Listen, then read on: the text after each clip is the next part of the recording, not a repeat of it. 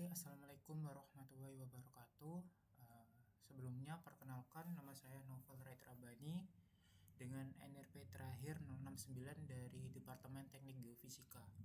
Oke, kali ini saya akan mempresentasikan uh, lanjutan dari bab-bab sebelumnya, yakni bab 12 tentang pelapukan dan tanah. Oke, dalam bab ini terdapat beberapa subbab. Yang pertama adalah pelapukan, erosi, dan transportasi. Lalu pelapukan dan sistem bumi. Selanjutnya adalah bagaimana pelapukan mengubah batu. Selanjutnya yakni dampak pelapukan. Terus jenis-jenis pelapukan. Yang pertama adalah pelapukan kimia, tanah, dan lain sebagainya. Oke. Sebelumnya, bagaimana sih batuan itu bisa mengalami pelapukan? Nah, pelapukan dari batuan itu diakibatkan oleh beberapa hal seperti pengaruh fisik, kimia, maupun biologi. Apa sih pelapukan batuan itu? Nah, pelapukan batuan adalah proses hancurnya atau mengurainya batuan menjadi fragmen-fragmen yang lebih kecil. Contohnya seperti sedimen dan lain sebagainya. Oke. Nah, setelah dimention dalam buku ini, proses pelapukan menghasilkan sedimen, antara lain seperti lumpur dan pasir, serta tanah. Batu sedimen yang terbentuk dari sedimen telah dibahas pada bab sebelumnya, pada bab 14. Oke. Nah, apa aja sih faktor yang bisa mempengaruhi pelapukan dari batuan? Pelapukan batuan dipengaruhi oleh mineral yang membentuk batuan beku mengkristal pada suhu relatif tinggi dan terkadang pada tekanan tinggi saat magma dan lava mendingin. Sebagian besar tidak stabil saat terpapar secara berkepanjangan di permukaan. Hal ini yang menyebabkan pelapukan batuan menjadi sedimen. Selanjutnya, pengerosian, erosi, dan transportasi. Nah, batu-batuan itu setiap harinya pasti terpapar oleh udara, air, suhu yang bervariasi dan faktor lingkungan lainnya. Contohnya seperti granit, meskipun granit itu seperti keras, tak terkalahkan, tapi dengan lambat laun pasti akan hancur menjadi tanah terhadap udara dan air. Nah, proses yang mengubah batu adalah pelapukan, erosi, dan transportasi. Nah, apa sih erosi itu? Erosi adalah pengangkatan atau penghilangan fisik partikel batuan oleh air mengalir atau gletser. Nah, pelapukan membantu memecah batuan padat menjadi partikel longgar yang mudah tererosi. Setelah fragmen batuan itu terangkat, fragmen tersebut diangkut. Nah, transportasi ada pergerakan dari partikel-partikel tersebut yang telah terangkat oleh beberapa hal seperti sungai, gelombang, gletser, atau angin. Nah, proses pelapukan ini terus berlangsung selama beberapa hal dengan transportasi atau perpindahan dari partikel-partikel tersebut. Nah, selanjutnya adalah pengerosian dan sistem bumi. Nah, bumi sendiri terbagi menjadi beberapa sistem. Contohnya yang pertama adalah atmosfer. Nah, atmosfer itu sangat penting dalam proses pelapukan. Atmosfer sendiri menghasilkan oksigen dan karbon dioksida yang sangat mempengaruhi proses pelapukan, seperti pelapukan kimia. Nah, air sangat penting bagi baik pelapukan kimia maupun pelapukan mekanik. Selanjutnya adalah hidrosfer. Hidrosfer adalah semacam sistem bumi yang terkandung air. Nah, air ini sendiri sangat diperlukan agar pelapukan kimia dapat terjadi. Oksigen yang terlarut dalam air mengoksidasi besi dalam batuan. karbon dioksida yang bercampur dengan air membentuk asam lemah yang menyebabkan sebagian besar mineral terurai. Nah, dari asam ini merupakan penyebab utama pelapukan kimia. Jadi, air pun sangat mempengaruhi proses pelapukan batuan. Selanjutnya adalah biosfer.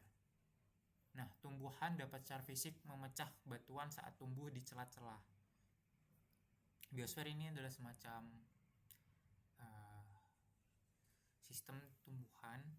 Hewan juga dapat berkontribusi. Jadi tumbuhan dan hewan ya. Hewan juga dapat berkontribusi pada pelapukan dan erosi. Kita sering memperhatikan bagaimana lereng bukit memiliki banyak jalur yang diukir oleh kaki ternak yang merumput manusia. Tentu saja itu terjadi sebab biosfer satu kali lewat bulldozer dapat mengubah landscape lebih dari ribuan tahun pelapukan dan erosi alami. Jadi proses yang terjadi sekarang itu akan mempengaruhi seperti hal-hal yang akan terjadi pada masa depan. Contohnya adalah seperti bulldozer ini,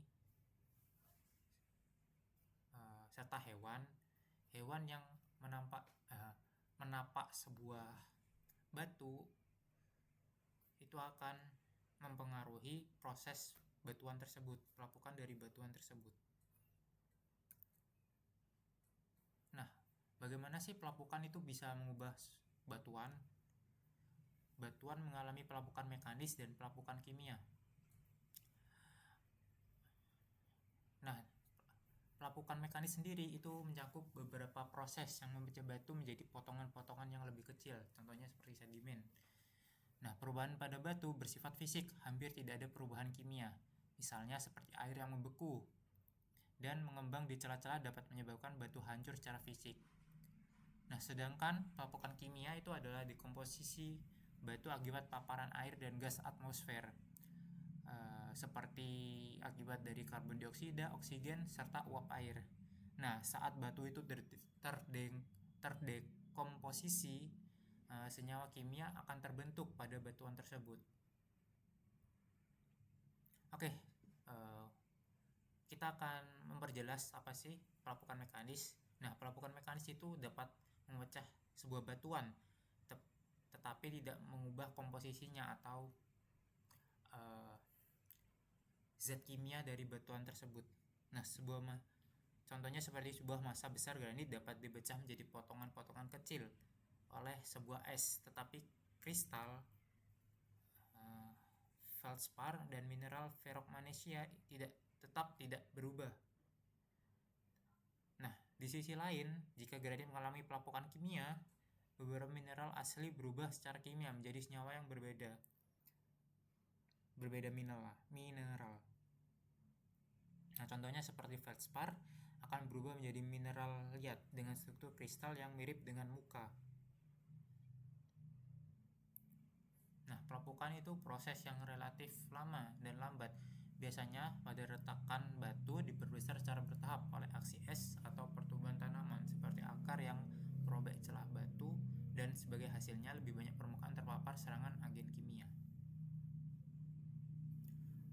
Oke, selanjutnya adalah efek dari erosi.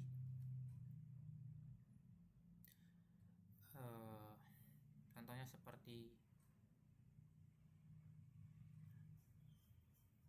kita akan mention lebih dalam tentang pelapukan kimia dalam efek pengerosiannya. Contohnya seperti ukiran pada patung dan nisan yang telah berdiri selama beberapa tahun, beberapa dekade, mungkin tidak lagi tajam. Gambar 12.1. Nah, batu pada patung tersebut mengalami pengerosian. Jadi batu-batuan tersebut akan lambat laun akan terpecah sehingga tidak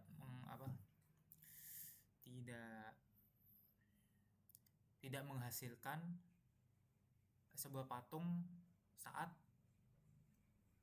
mulanya pada mulanya.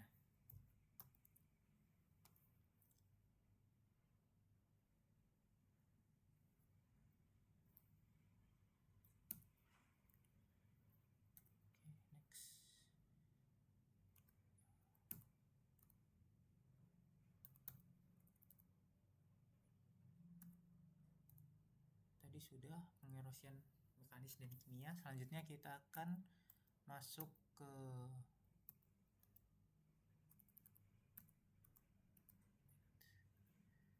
tanah. Tanah itu secara istilah umum segala jenis mineral bumi yang longgar dan tidak terkonsolidasi. Namun kebanyakan ahli umumnya menggunakan istilah tanah untuk lapisan material yang tererosi dan tidak terkonsolidasi di atas batuan dasar.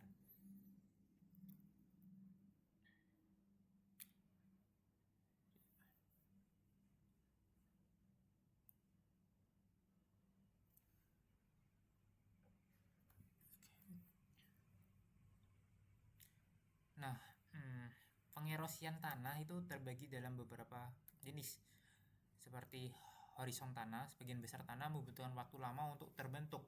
Kecepatan pembentukan tanah dipengaruhi oleh curah hujan, suhu, kemiringan, dan dalam beberapa hal jenis batuan dasar yang tererosi untuk membentuk tanah. Nah, suhu tinggi dan curah hujan yang melimpah itu dapat mempercepat pembentukan tanah. Tetapi di beberapa tempat tanah itu sepenuhnya berkembang dan dapat mendukung pertumbuhan tanaman, membutuhkan ratusan atau ribuan tahun untuk terbentuk.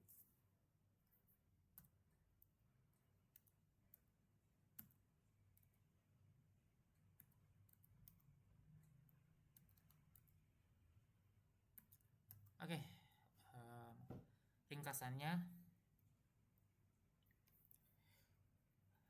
proses pelapukan menghasilkan pelapukan berbentuk pola. Bentuk lahan yang terlapuk secara tidak merata telah lembaran dan kubah pelapukan. Pelapukan mekanis itu sebagian besar disebabkan oleh aksi es dan pelepasan tekanan setelah beban dilepaskan.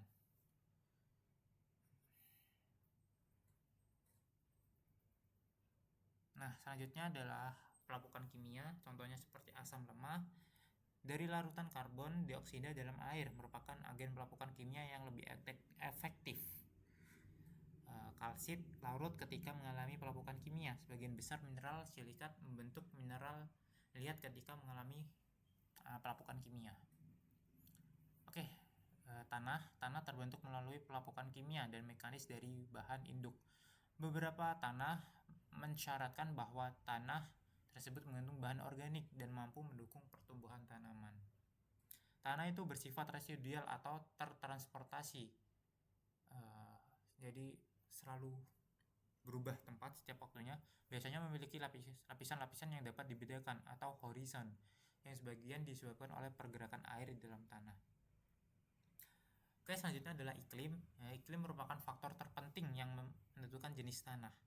Faktor lain dalam penggunaan tanah meliputi bahan induk, waktu, kemiringan, dan aktivitas organik.